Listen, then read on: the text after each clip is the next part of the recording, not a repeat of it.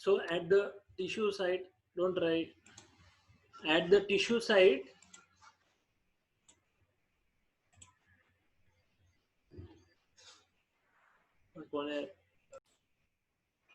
okay. So tissue site, sir हाँ by mistake take से हो गए. okay, ठीक है. Tissue site पे what happens is at the tissue site PCO2 is high due to catabolism. So CO2 diffuses into blood and forms H plus plus HCO3 plus H. At the alveolar site PCO2 is low alveoli में, इसीलिए क्या होता है, it leads to formation of CO2 and H2O. Okay. Every 100 ml of deoxygenated blood delivers about 4 ml of CO2 to the alveoli. हमने देखा था 100 ml blood अगर देखा कितना ऑक्सीजन देता है वो, कितना ml बताओ, याद है? 100 ml ब्लड कितना ऑक्सीजन देता है? How many ml of O2 to tissues? 20. याद है क्या? 20. 5 ml हमने कैलकुलेट भी किया था, सब कुछ किया था. इसका मतलब यू आर नॉट स्टडिंग, आप लोग नोट्स नहीं बना रहे हैं. बहुत इंपॉर्टेंट है, अगर आप नोट्स नहीं बना रहे हैं तो आपका नहीं होगा. अभी कोई होमवर्क भी नहीं भेज रहा है. होमवर्क यानी आपको नोट्स बनाना है, वही होमवर्क है ना. ये चैप्टर के नोट्स बनाना है, वीडियो देख के बनाओ या आप नोट्स में से बनाओ, बुक्स में से बनाओ. आपका खुद का रिटर्न नोट्स चाहिए. एनसीईआरटी में लिखो, कहीं से भी बनाओ, एनसीईआरटी से पॉइंट्स लो, लेकिन नोट्स बनाना बहुत इंपॉर्टेंट है और रिवाइज करना बहुत इंपॉर्टेंट है. अगर ये टॉपिक रिवाइज नहीं किया तो कुछ भी याद नहीं आएगा. ओके, एंड जरूरी है. ओके, सो अल्वियोलाई के वहां पर PCO2 लो है, ठीक है, इसीलिए it leads to formation of CO2 and H2O, यानी CO2 अलग हो जाता है बाइकार्बोनेट से. और टिश्यू के साइड पे, जहां पे टिश्यूज है उस जगह पे क्या है, PCO2 हाई है. क्यों? क्योंकि टिश्यूज से निकलता है बाहर. यहाँ देखो हमने बताया ना, टिश्यूज से क्या हो रहा है, ये बाहर निकल रहा है टिश्यूज से. सो CO2 diffuses into blood and forms HCO3 and H+. अभी मैं आपको दो साइंटिस्ट के बारे में बताऊंगा. ये दो साइंटिस्ट का नाम है. पहला साइंटिस्ट है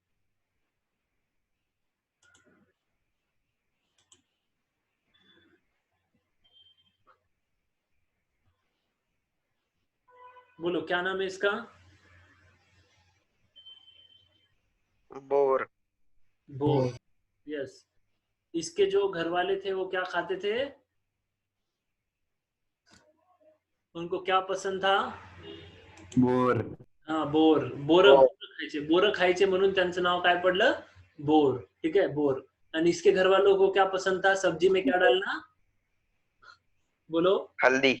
हाँ, वेरी गुड. तो ये बोर खाने वाले हैं और ये हल्दी खाने वाले. ठीक है, तो ये दोनों का ऐसा है. अभी ये दोनों के बारे में हम लोग थोड़ा सा देखेंगे कि ये दोनों का क्या कंट्रीब्यूशन, ये दोनों क्या बोलते हैं.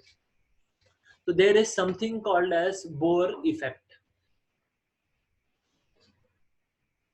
बोर इफेक्ट वो क्या बोल रहा है कि एफिनिटी फॉर HB, ठीक है, एफिनिटी फॉर HB O2 जो है, ऑक्सीजन जो हीमोग्लोबिन से फॉर्म कर रहा है,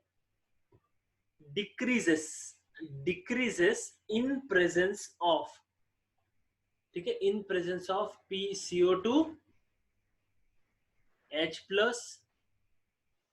टेम्परेचर, और इसने और एक नाम दिया है 2,3-DPG, डाइफॉस्फोग्लिसरेट. 2,3-DPG.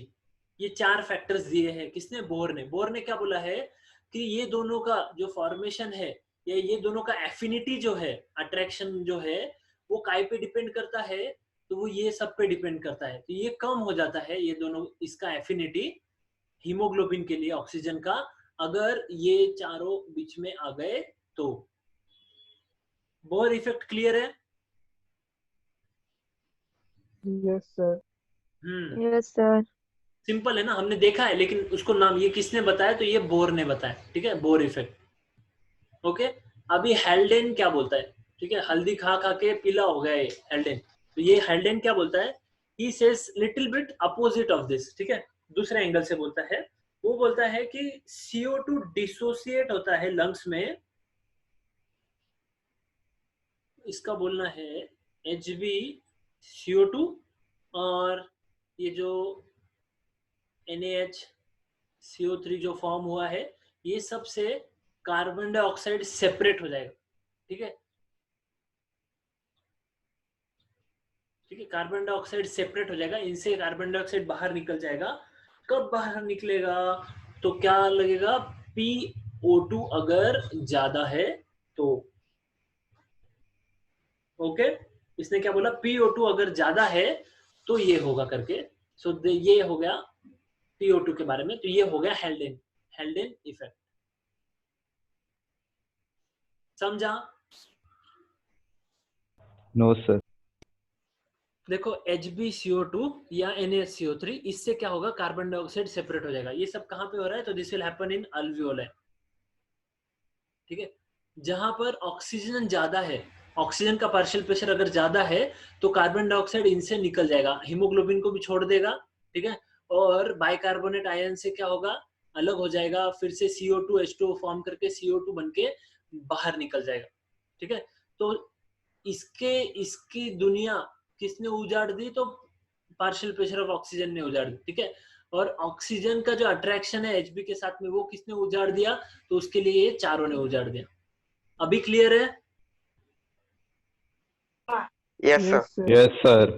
ओके, सो ये है दो scientist, Bohr effect and Haldane effect. तो बोहर को कौन अच्छा लगता था? तो बोहर को अच्छा लगता था ऑक्सीजन। और हेल्डेन को कौन अच्छा लगता था? हेल्डेन को अच्छा लगता था कार्बन डाइऑक्साइड। याद रखना है। ठीक है, तो बोहर इफेक्ट, बोहर ने ऑक्सीजन पे स्टडी किया और हेल्डेन ने कार्बन डाइऑक्साइड पे स्टडी किया। Is this clear? Yes, sir. Yes, sir. बाकी लोगों Yes, को, sir. सब लोग नहीं बोल रहे हैं? Yes yes sir. सर। हाँ, yes sir. Okay, Yes. okay, so let's move ahead to the last topic of this chapter. Now we have almost completed the all important topics of this chapter. ठीक है, तो ये chapter में एक भी question miss नहीं होना चाहिए। बहुत इजी चैप्टर है, बहुत वंडरफुल चैप्टर है। ठीक है, अभी रेस्पिरेटरी सेंटर्स ये टॉपिक है। तो कौन रेस्पिरेशन को रेगुलेट करता है? ठीक है, हो गया वैसे टॉपिक, रेस्पिरेशन ऑलमोस्ट हो गया है। अभी रेस्पिरेटरी सेंटर में कौन से टॉपिक्स है, जो कौन सी चीज है जो रेस्पिरेटर को रेगुलेट करता है? डिसऑर्डर्स भी बाकी है, हो जाएगा, आज कर लेंगे हम लोग। तो रेस्पिरेटरी रिदम सेंटर एक हो गया, जो कि न्यूमोटैक्सिक सेंटर और कीमोसेंसिटिव सेंटर, ऐसे 3 सेंटर बोले गए हैं। तो मैं आपको अपनी भाषा में थोड़ा सा बताता हूँ, थोड़ा सा अलग से।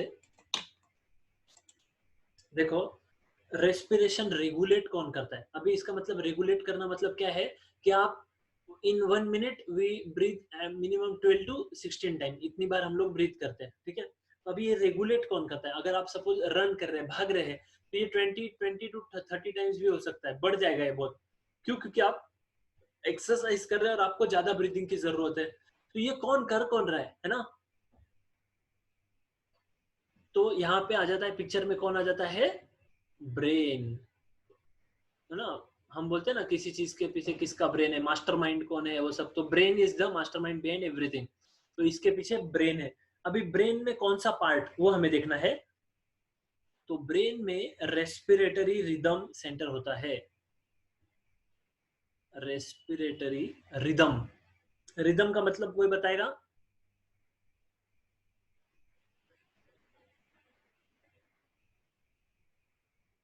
रिदम यानी क्या, बताओ?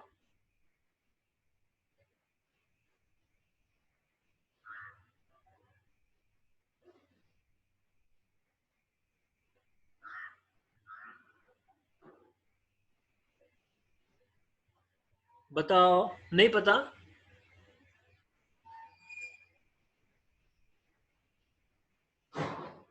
मैंने आपको 5 चाटे मारे, ठीक है? एक चाटा मारा, फिर एक दूसरा, तीसरा, चौथा, पांचवा। तो ये बराबर थोड़े थोड़े देर में मारा मैंने। ठीक है, ये जो पीरियड है, कुछ स्पेसिफिक टाइम पीरियड रखा है बीच में, उतने टाइम पीरियड में मारे मैंने। तो ये रिदम मेंटेन किया है मैंने। या तो हम कभी कभी म्यूजिक का रिदम बोलते हैं ना, म्यूजिक में, तो म्यूजिक में अगर कोई होता है तो मैंने जैसे आवाज किया सपोज, तो मैंने अभी 5 टाइम्स मारा, ठीक है, तो 1 2 3 4 5 ऐसा, तो उसमें मैंने रिदम मेंटेन किया है।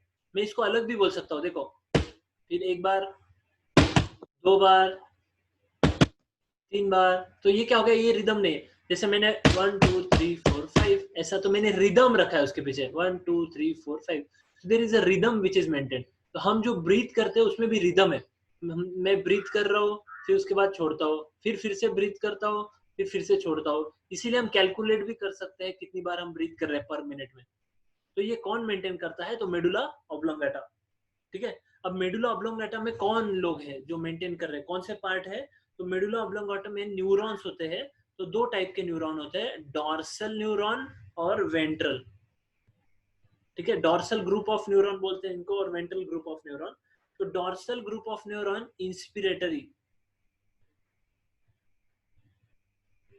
ठीक है, इंस्पिरेटरी होते हैं, इंस्पिरेटरी सेंटर बोलते हैं। ये क्या करते हैं, ये इंपल्स सेंड करते हैं, किसको, इंस्पिरेटरी मसल्स को और डायफ्राम को, ठीक है। डायफ्राम और इंस्पिरेटरी मसल्स, इनको क्या करते हैं, एक सिग्नल भेजते हैं, इंपल्स भेजते हैं, जिसकी वजह से क्या होता है, डायफ्राम जो कि नॉर्मल सिचुएशन में कैसा है, डोम शेप्ड है या फ्लैट है, बोलो।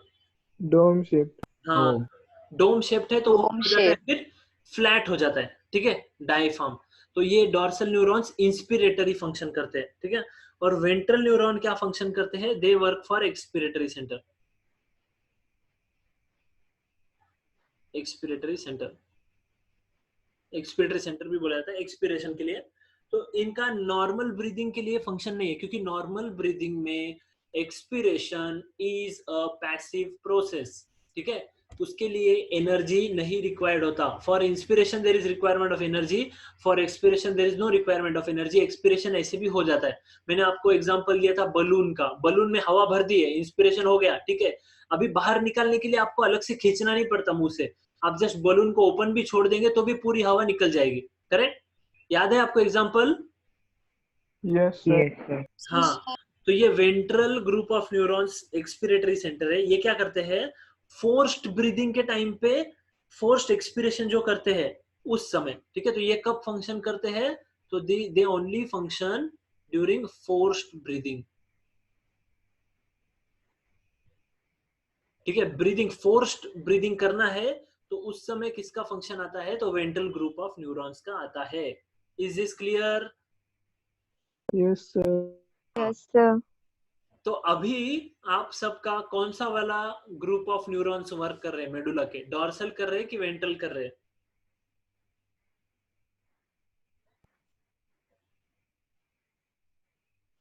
बोलो बच्चों।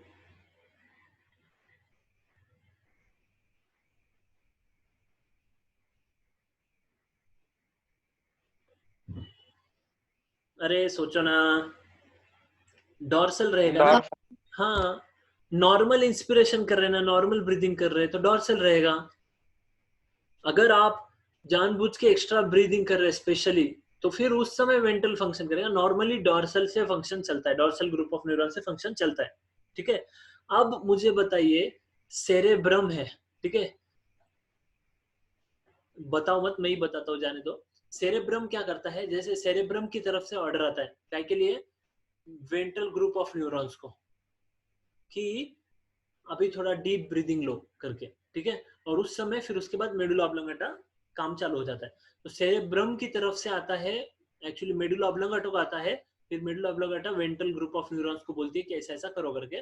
तो स्टार्ट कैसे होता है, फोर्स्ड इंस्पिरेशन सेरेब्रम से, क्योंकि सेरेब्रम एक मेन पार्ट है हमारे ब्रेन का, जो कि मोटर नर्व्स भी रिलीज करता है। मोटर नर्व्स यानी ऐसे नर्व्स, ऐसे न्यूरॉन्स जो कि they give order to various parts of our body to function, ठीक है। they take signals from brain to other parts। तो ये सेरेब्रम मेडुला ऑब्लोंगेटा को बोलता है कि क्या करो, फोर्स्ड इंस्पिरेशन लो। फिर medulla oblongata ventral expiratory centre जो बोलेंगे हम लोग, वेंट्रल ग्रुप ऑफ न्यूरॉन्स को बोलता है कि फोर्स्ड ब्रीदिंग करो। तो इन शॉर्ट, ब्रीदिंग को कंट्रोल कौन कर रहा है, तो मेडुला ऑब्लोंगेटा कर रहा है। मेडुला ऑब्लोंगेटा को क्या बोलेंगे हम, respiratory rhythm centre. Is this clear? Yes, sir. Yes, sir. Yes, sir. Okay. अभी सेकंड है न्यूमोटैक्सिक सेंटर. ठीक है, न्यूमोटैक्सिक सेंटर किसको बोलते हैं? तो न्यूमोटैक्सिक सेंटर किसको बोलते हैं? Anybody knows what is pneumotaxic centre of our body?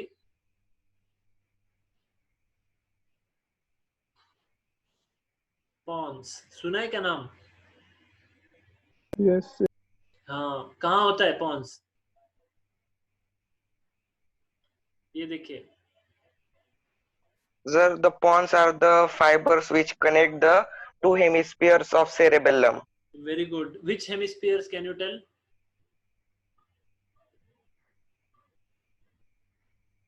Cerebellum के दो hemispheres. अच्छा, सेरेबेलम के दो हेमिस्फीयर्स. अच्छा, पॉन्स एक्चुअली फाइबर से वो सेरेब्रम और सेरेबेलम इनको कनेक्ट करते हैं. although pons connect, they may be connecting, but main function of pons is they connect the hindbrain with the cerebrum. ठीक है, सेरेब्रम के साथ में कनेक्शन, सेरेबेलम और सेरेब्रम ये दोनों के बीच में कनेक्शन करते हैं पॉन्स. तो वो पॉन्स का इंपॉर्टेंट फंक्शन है. तो यहाँ पर न्यूमोटैक्सिक सेंटर पॉन्स को बोलते हैं. क्यों? क्योंकि पॉन्स क्या करते हैं, ये स्विच ऑफ करते हैं, स्विच ऑफ पॉइंट डिसाइड करते हैं, switch off point of respiration decide करते हैं. जैसे हम लोग एक एक्सपेरिमेंट करके देखेंगे. आप सब लोग क्या करो, all of you sit straight, ठीक है, and take a deep breath. Air अंदर लो, अंदर लो, अंदर लो, अंदर लो. एक जगह पे वो रुक जाएगा, आपको रोकने की जरूरत नहीं पड़ेगी, आप ले नहीं पाएंगे, एक जगह पे रुक जाएगा. रुका क्या? Yes, sir. फिर से ट्राई करो, फिर से लो एयर अंदर. सर. एक जगह पे वो अपने आप रुक जाएगा. तो ये स्विच ऑफ कौन करता है? That is pons. ठीक है, वो एक जगह पे रोक देना उसको, that is called as pneumotaxic centre. ठीक है, तो इंस्पिरेशन को पॉज करना या पॉन्स ये करना, क्या कहते हैं, स्विच ऑफ करना, ये है. तो रेट ऑफ ब्रीदिंग भी बढ़ाता है ये. ब्रीदिंग कितने बार हम कर रहे हैं. तो पॉन्स क्या करता है, एक ब्रीथ को स्विच ऑफ करो, हाँ ठीक है, नेक्स्ट चालू, उसको स्विच ऑफ करो, नेक्स्ट चालू, ऐसा. तो ऐसे pons is the pneumotaxic centre which switch off the point of respiration. और थर्ड है रेस्पिरेटरी सेंटर का जो कंट्रोल है, वो है कीमोसेंसिटिव एरिया. तो हमारे बॉडी में कीमोसेंसिटिव एरिया है. ठीक है, कुछ पार्ट्स है कीमोसेंसिटिव एरिया जिनका फंक्शन क्या है, वहां वो कुछ केमिकल्स को सेंस करते हैं. सॉरी, हाँ, वो कुछ केमिकल्स को सेंस करते हैं. ठीक है, और वो ये कहाँ पर है, तो ये रिदम सेंटर के बाजू में है. ये काय को सेंस करते हैं, तो ये CO2 को सेंस करेंगे. ओके, बॉडी में CO2 बढ़ गया या H+ आयंस, ये दो को सेंस करेंगे. तो H+ आयन या CO2 अगर बढ़ गया तो फिर वो क्या करते हैं, चलो CO2 बढ़ गया, इसका मतलब क्या है, अभी ब्रीदिंग का रेट बढ़ाओ. क्योंकि जैसे आपने सपोज एक्सरसाइज चालू कर दी, ठीक है, आप घर में से सुबह सुबह भागने को निकले, तो जैसे एक्सरसाइज चालू कर दी, फटाफट फटाफट आपके बॉडी में एनर्जी रिलीज होना चालू होगा. एनर्जी रिलीज होगा यानी कार्बन डाइऑक्साइड रिलीज होगा. कार्बन डाइऑक्साइड रिलीज होगा, कार्बन डाइऑक्साइड का कॉन्सेंट्रेशन बढ़ गया, तो बॉडी इमीडिएटली एक कीमोसेंसिटिव एरिया डिटेक्ट कर लेता है, अरे कार्बन डाइऑक्साइड बढ़ गया, फटाफट क्या करो, जल्दी से ये करो, कार्बन डाइऑक्साइड बढ़ गया, जल्दी से क्या करो, ब्रीदिंग का स्पीड बढ़ा दो. ठीक है, and similar is about H+B. H+B बढ़ गया तो ब्रीदिंग का रेट क्या हो जाता है, बढ़ जाता है. ठीक है, तो ये बहुत इंपॉर्टेंट पार्ट है कीमोसेंसिटिव एरिया. ठीक है, जो कहाँ पर है, तो ये रिदम सेंटर जो है ना, मेडुला ऑब्लोंगेटा, इसके बाजू में है. ठीक है, इसके बाजू में है, मेडुला ऑब्लोंगेटा के बाजू में कीमोसेंसिटिव एरिया है. ओके, और कुछ कीमो रिसेप्टर्स भी होते हैं बॉडी में. Fourth number,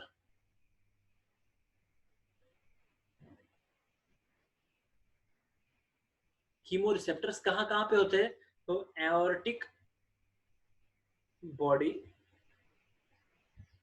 and carotid body. ठीक है, जो हमारा हार्ट है, ठीक है, मैं हार्ट निकालता हूं,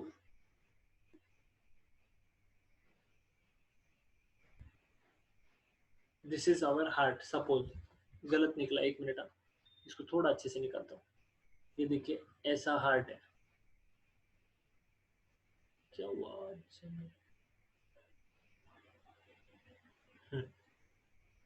these are two ventricles, these are two, ऐसे ज्वाइन कर देता हूं. ठीक है, ये दो एट्रियम हो गए, ये दो वेंट्रिकल्स हो गए. ठीक है, यहाँ से क्या दिखता है हमको, देयर इज एओर्टा इस हिसाब से रिलीज होता है। This is aorta which takes blood to the body part. तो ये यहाँ पे एओर्टा में क्या होता है, यहाँ पे एओर्टा में ऐसे रिसेप्टर्स है, कीमो रिसेप्टर, जो कि CO2 और H+ आयन के कॉन्सेंट्रेशन की तरफ ध्यान रखते हैं। ये बढ़ गया क्या, ये बढ़ गया तो ब्रीदिंग का रेट बढ़ना चाहिए, क्योंकि बॉडी का ऑक्सीजन कम हो गया इसका मतलब, ठीक है। तो फटाफट ब्रीदिंग का रेट बढ़ जाता है। और कैरोटिड बॉडी, कैरोटिड आर्टरी ऊपर ब्रेन की तरफ ब्लड लेके जाता है, तो उसमें भी अगर ये बढ़ गया तो ये कीमो रिसेप्टर उसमें भी होते हैं जो पता कर लेते हैं और फटाफट क्या करते हैं, increases the rate of respiration, ठीक है। So the activity of respiratory centre is affected by body temperature and blood pressure. इससे भी अफेक्ट किया जाता है, बॉडी टेम्परेचर और ब्लड प्रेशर, ये दोनों से भी अफेक्ट होता है respiratory rate. Whenever body temperature increased और blood pressure goes high, respiratory centre becomes more activated and respiration is increased. जब भी बॉडी का टेम्परेचर बढ़ गया, ठीक है, बॉडी टेम्परेचर बढ़ा, रेस्पिरेशन बढ़ा, ब्लड प्रेशर बढ़ा, ठीक है, रेस्पिरेशन बढ़ा। तो देखो आप, किसी का ब्लड प्रेशर बढ़ता है तो कैसे करता है, वो ज्यादा बड़ी बड़ी सांसें लेता है, उसका रेस्पिरेशन अपने आप क्या हो जाता है, बढ़ जाता है।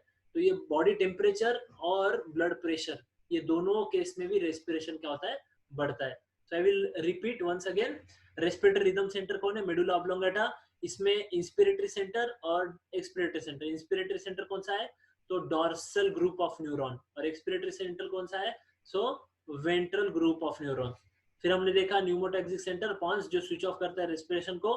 कीमोसेंसिटिव एरिया है ब्रेन में, कहाँ है, मेडुला ऑब्लोंगेटा के बाजू में है, जिसमें CO2 और H+ कॉन्सेंट्रेशन ज्यादा है तो समझता है। कैसे समझता है, तो कीमो रिसेप्टर्स होते हैं बॉडी में, जो कि एओर्टिक आर्च में, जहाँ एओर्टिक बॉडी है इसमें, और कैरोटिड बॉडी जो कि ब्रेन की तरफ ब्लड लेके जाती है उसमें।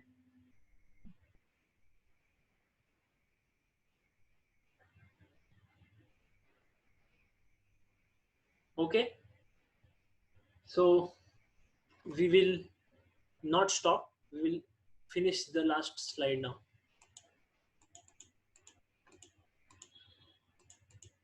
ये हमने देख लिया।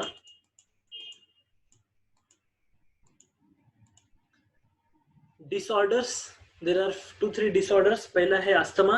अस्थमा में क्या होता है, difficulty in breathing causing wheezing due to inflammation of bronchi and bronchioles, ठीक है।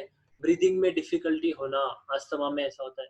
तो जब अस्थमा हो जाता है, नॉर्मल एयरवे ऐसा, लेकिन अस्थमा में वो इस तरह से हो जाता है, एयरवे क्या हो जाता है, छोटा हो जाता है, ठीक है। और ये है अल्वियोलाई। तो अल्वियोलाई तक क्या होता है, ऑक्सीजन पहुंचता नहीं है, ठीक है, कम ऑक्सीजन पहुंचता है। ये अस्थमा में ऐसा कंडीशन हो जाता है, इसीलिए फिर पर्सन को इस तरह से पफ लेना पड़ता है जिसमें ऑक्सीजन होता है, ताकि उसको इमीडिएटली ऑक्सीजन मिल जाए, तब ये फिर से रिलीज हो जाता है। देखो यहाँ पर नॉर्मल रिलैक्स्ड स्मूथ मसल ऐसे होते हैं, लेकिन अस्थमैटिक अटैक आता है तो इस तरह से हो जाता है। तो ये डिफिकल्टी इन ब्रीथिंग होता है, ये अस्थमा है। तो ये ब्रोंकाई और ब्रोंक्यूल्स में इन्फ्लेमेशन हो जाता है, याद रखना है। Next is इफिसेमा। इफिसेमा किसको होता है, तो अल्वियोलर वॉल्स क्या होते हैं, डैमेज हो जाते हैं, due to which respiratory surface is decreased, ठीक है। अल्वियोलाई में क्या होता है, डैमेज हो जाता है, जैसे सिगरेट स्मोकिंग से हो गया। ये देखो पूरा काला काला दिख रहा है आपको, ये काला काला, ये लंग्स है, ठीक है। और ये लंग्स में देखो इस तरह से काला काला ये हो गया, और एक ये भरा हुआ है, हवा भरी है लंग्स में, इसलिए ऐसा दिख रहा है लंग्स, ठीक है। ये लेफ्ट है और ये 3 लोब्स दिख रहे हैं, 1 2 3, इसमें 2 लोब्स है। तो ऐसे लंग्स में ब्लैक कलर का हो गया, क्योंकि deposition of substances because of cigarette smoking यहाँ पे हमको देखने को मिलता है। तो ये हो गया इफिसेमा, ठीक है। अल्वियोला के वॉल क्या हो गए, डैमेज हो गए। फिर ऑक्यूपेशनल रेस्पिरेटरी डिसऑर्डर, ये क्या होते हैं, हेल्दी लंग ऐसे हैं, अगर कोई आदमी ऐसे जगह पे काम करता है जहाँ पे डस्ट है, फ्यूम्स है, धुआं है, ये सब, तो वैसे जगह पे क्या होगा, सिलिकोसिस और एस्बेस्टोसिस जैसे डिसीजेस होते हैं।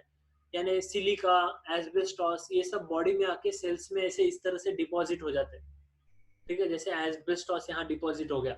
नॉर्मली अगर कोई आदमी, जैसे सपोज आपका नीट नहीं हुआ क्लियर, ठीक है, किसी का जेई क्लियर नहीं हुआ, और फिर अभी बोलेंगे, घर वाले बोलेंगे, ठीक है तुला काय करतो आता, तुला टोपले उचलायला लावतो, तुला काम करायला लावतो, फिर आपको भेज दिया कहीं पे बिल्डिंग कंस्ट्रक्शन के उधर कचरा उठाने के लिए, सामान उठाने के लिए, ओके, या तो किसी सीमेंट फैक्ट्री में जॉब लग गया किसी का, तो वहां पे ऐसा कचरा सिलिका एस्बेस्टॉस ये सब लंग्स में जाता है और लंग्स को इस तरह से खराब करता है. तो this is occupational respiratory disorder. Okay, so thank you very much. I hope it is clear now.